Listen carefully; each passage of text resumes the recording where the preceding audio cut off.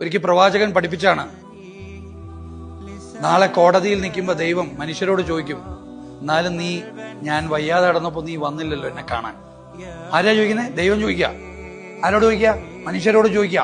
എന്നാലും ഞാൻ വയ്യാതെ കിടന്നപ്പോ നിങ്ങൾ എന്നെ കാണാൻ വന്നില്ലേ? ആരെ? ദൈവം.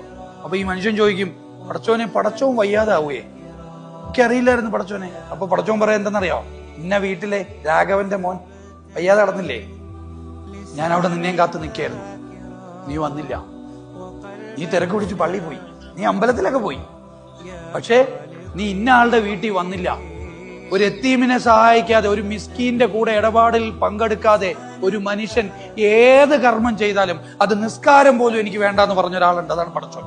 നിസ്വാർത്ഥമായി ചെയ്യുന്ന കർമ്മങ്ങളാണ് ദൈവം കാണുന്നത്. അപ്പൊ പടച്ചോന്റെ മുന്നിൽ ഏറ്റവും റിവാർഡിന് അർഹമാകുന്ന കർമ്മങ്ങൾ നിസ്വാർത്ഥമായി ചെയ്യുന്നതാണ്, എനിക്ക് വേണ്ടി ചെയ്യുന്നതല്ല. ആരുടെ കണ്ണിൽ? ദൈവികമായി ദൈവത്തിന്റെ കണ്ണിലെ കാര്യം ഞാൻ പറഞ്ഞത്, മനുഷ്യന്റെ കണ്ണിലല്ല കേട്ടോ.